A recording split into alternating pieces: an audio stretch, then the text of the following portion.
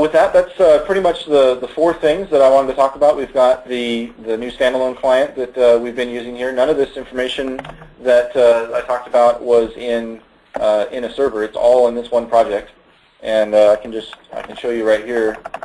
This the project that we have is this terrorism.slp, just like every other Starlight project. It's about 13 megabytes, and it has all the data in it. So we could just take that one project file and send it around if we wanted other people to look at the whole project. They don't need Starlight server, they just need a client. We've got the new knowledge manager with the link charting in it, both manual and automatic mode. And we've also got the web reporting that we just showed here with that export through export to Google Earth. So let me get the presentation back up here just with my contact information. We've got a few minutes left over here at the end of the presentation, so if you guys have any questions, what I can do is we can either enable your microphone if you want to do it that way, or if you just want to write it in, we can use the questions that you type in on the GoToWebinar.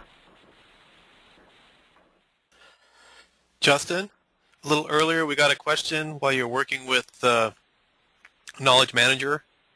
And the question was wondering about how this works across different types of data, like numbers, dates, names, text, etc. Okay. Yeah, let me go back in here and we can bring up the semantic mapping. So the information that we can represent right now, actually probably better to look at it outside over here in this, this tree right here.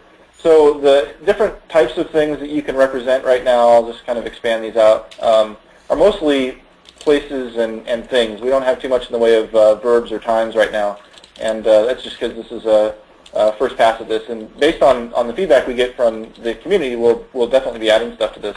One of the things that we know would be valuable to a lot of people is some sort of a temporal display, so that you could have like a timeline of when certain things happened. So that's definitely on the drawing board for something that we want to add into this.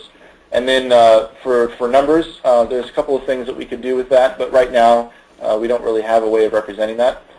For example, we could change the size of these icons relative to each other based on some sort of a property, or we could have it change the size of the link between two different things. So if you really wanted to get into data-driven link charting, with numbers to do things, we could definitely do that. One of the things that we do have, though, already, so for people who are interested in sort of the cybery kind of thing, we do have a couple of things up here under computers. So we've got both the computer itself, and then network interfaces and computer networks and things like that. So with the names that you associate with these, they can be any string. So that string could be an IP address, a telephone number, it could be a MAC address, or some other sort of identifier that you want to use. And I don't know if you noticed, but in the semantic mapping, we have both the ID and also the name. So what happens here is the ID is used to tie all of these things together on the back end, and then the name is what it displays as. So for example, you have some information where you want to identify them by, say, social security number, but you want to view them by first name and last name. So you could put the social security number here in the ID, and then their name here and name. And so when they show up on the canvas here, you'd actually see their name, but they would be linked to each other across all of the different record sets and record types by the social security number itself. All right, I can see a number of different questions that have come in here. One of them was, how long does it take a user to become proficient with the tool? Well, one of the things that we've been working on pretty diligently, hopefully it comes across here, is the ability to use the tool without much training.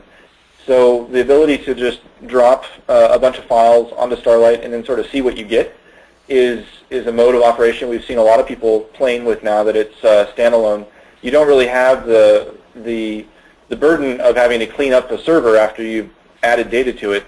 You just get rid of the project. You don't have to save it, or you just make a new one and kind of start over.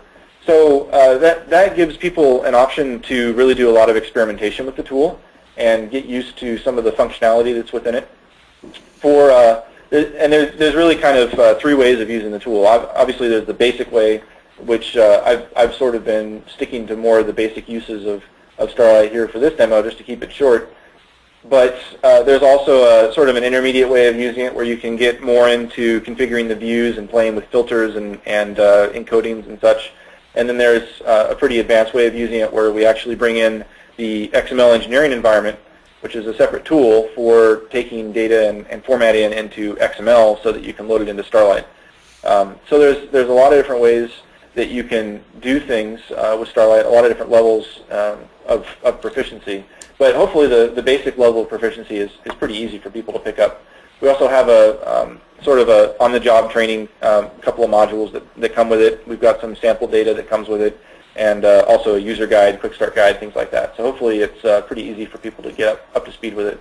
And we also have a training that's more formal in nature, and that takes about 2 or 3 days, depending on the crowd. Okay, next question. We've got a bunch of them piling up here. So next question is about entity extractors. We could, so the question is whether or not we can switch out those lists. Those lists are the ones that come by default with Starlight, but they just exist in a directory. So it would be pretty easy to swap out those lists with other lists. You could make changes to them. For example, if you have your own list of terrorists or whatever, you could enhance the existing ones, or you could make entirely new lists. And right now, it still requires the separate XEE tool in order to make changes to the way that the data is processed. But once you have that tool, it's not terribly difficult to add your own stuff to the entity extraction that happens here. All right, next question is about the web report. Yes, so the question is the only way to get the statistical analysis out through the web report, and that's correct. Right now you have to export the view to a web report, and I can show you what that looks like here, just so you can kind of see it. So this is that report directory that I made. So there's the assets directory that has all of the data that goes along with it. There's the HTML file, the KML file I was talking about for Google Earth, and then the image itself. So if you want the statistics information, you take this set of things and put it somewhere that people can take a look at it, or export it, and it opens automatically when you export it if you want it to. So it's not too onerous to get it from Starlight to the statistics charting type stuff. One of the things we want to do in the future, though, is blend that back into the Starlight Viz tool itself so that you can do the statistical analysis directly from inside the product. While you're at that, Justin, there's a very similar question regarding Google Earth. Yes, I see that. It's, the next one down here is, can you use it directly within the client? Same thing. You have to export the web report in order to get the KML file.